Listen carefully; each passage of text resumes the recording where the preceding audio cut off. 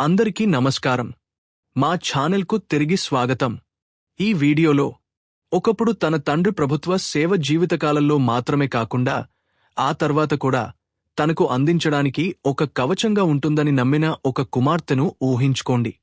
వివాహం విఫలమైన తర్వాత లేదా భాగస్వామిని విషాదకరంగా కోల్పోయిన తర్వాత ఆమె జీవిత కష్టాల్లో ఉన్న స్థితిని ఊహించుకోండి. ఆమె తల్లిదండ్రులు అంకిత భావంతో సంపాదించిన పెన్షన్ ఆమెకు మద్దతుగా మారుతుందని ఆశిస్తూ దేశవ్యాప్తంగా వేలాది కుటుంబాలు నిశ్శబ్దంగా ఇబ్బంది పడుతున్న ఒక సమస్యను ఇటీవల పార్లమెంటులో వివరణ ద్వారా ఈ దృశ్యాన్ని చివరకు వివరంగా పరిష్కరించారు. విడాకులు తీసుకున్న లేదా వితంతువు అయిన కుమార్తె తన తల్లిదండ్రుల మరణం తర్వాత కుటుంబ పెన్షన్కు అర్హురాలా? మేము ఈ అంశంలోకి వెళ్లే ముందు మీరందరూ మా ఛానల్కు సభ్యత్వాన్ని పొంది మాకు మద్దతు ఇవ్వాలని మేము అభ్యర్థిస్తున్నాము. ప్రభుత్వ ఉద్యోగుల విడాకులు తీసుకున్న కుమార్తెలు కుటుంబ పెన్షన్ పొందే హక్కు మరియు అర్హత గురించి ఒక ప్రశ్న ద్వారా లోక్సభలో ఈ విషయం లేవనెత్తబడింది. అడిగిన ప్రశ్నలు స్పష్టంగా మరియు సామాజికంగా ముఖ్యమైనవి. ఇద్దరు తల్లిదండ్రుల మరణం తర్వాత కుమార్తె విడాకులు తీసుకుంటే ఏమి జరుగుతుంది? ప్రభుత్వ ఉద్యోగే పదవీ విరమణ తర్వాత విడాకులు లేదా వైధవ్యం సంభవించినా అర్హత వర్తిస్తుందా? అందించిన సమాధానాలు ఇప్పుడు చాలా అస్పష్టతను తొలగించాయి.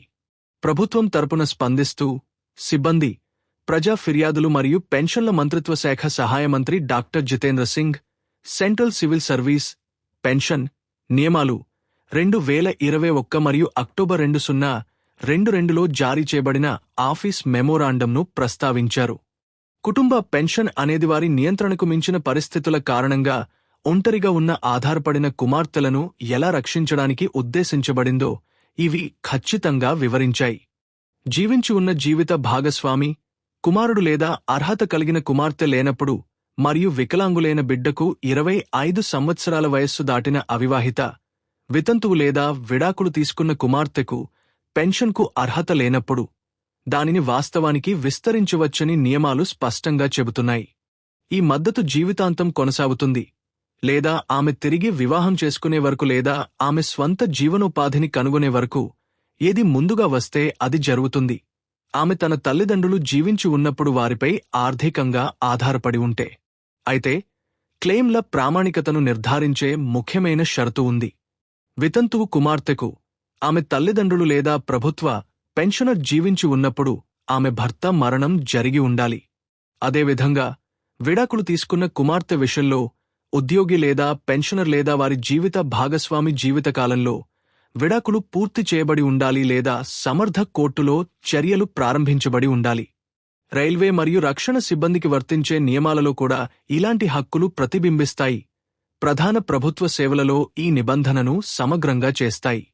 కుమార్తె యొక్క దుర్బలత్వం తరచుగా ఆమె వివాహంతో ముగియదని ఇది గుర్తిస్తుంది కాబట్టి ఈ స్పష్టత చాలా ముఖ్యమైనది. వివాహం విచ్ఛిన్నమైన తర్వాత లేదా జీవిత భాగస్వామి మరణించిన తర్వాత చాలామంది మహిళలు స్వతంత్ర ఆర్థిక స్థిరత్వాన్ని కలిగి ఉండకపోవచ్చు. ప్రభుత్వ ఉద్యోగి సంవత్సరాల సేవ ద్వారా సంపాదించిన కుటుంబ పెన్షన్ ఆమె జీవనాధారంగా మారుతుంది.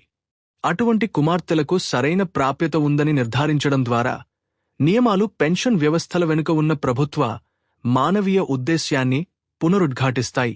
సంతానం సంపాదించేవారు ఇకపై జీవించి లేనప్పుడు ఆధారపడిన వారిని రక్షించడం. తల్లిదండ్రుల ఆస్తి మరియు వారసత్వ చట్టాలలో కుమార్తెల హక్కుల గురించి చర్చలు ఇప్పటికీ అభివృద్ధి చెందుతున్న సమాజంలో ఈ చర్య ఒక ముఖ్యమైన ప్రాంతాన్ని స్పష్టం చేస్తుంది. కుటుంబ పెన్షన్లు నిజంగా ఆధారపడిన వితంతువు లేదా విడాకులు తీసుకున్న కుమార్తెను వదిలివేయవు. ఇది పార్లమెంటులో సాంకేతిక సమాధానం కంటే ఎక్కువ. యూనిఫామ్ మడతపెట్టిన తర్వాత లేదా సర్వీస్ ఫైల్స్ మూసివేయబడిన తర్వాత కూడా దేశానికి సేవ చేయడం అనేది అత్యంత దుర్బలమైన కుటుంబ సభ్యులకు భద్రతగా మారుతుందని ఇది హామీ ఇస్తుంది. ఈ వీడియోను ఒక కుమార్తె పోరాటం యొక్క మానవ దృక్పథం నుండి మరింత భావోద్వేగంగా మరియు కదిలేలా చేయాలనుకుంటున్నారా? లేదా ప్రభుత్వ నియమాలు మరియు స్పష్టీకరణలపై ఎక్కువ ఆసక్తి ఉన్న వీక్షకులకు దీన్ని అధికారికంగా మరియు విధానపరంగా కేంద్రీకృతంగా ఉంచాలనుకుంటున్నారా? ఈ సమాచారం మీకు విలువైనదిగా అనిపిస్తే దయచేసి మీ వాట్సాప్ మరియు ఫేస్బుక్ గ్రూపులలో షేర్ చేయండి. మీ ప్రశ్నలతో క్రింద వ్యాఖ్యానించండి మరియు వాస్తవ ఆధారిత నవీకరణల కోసం సభ్యత్వాన్ని పొందడం మర్చిపోవద్దు. ఈ వీడియో చూసినందుకు ధన్యవాదాలు.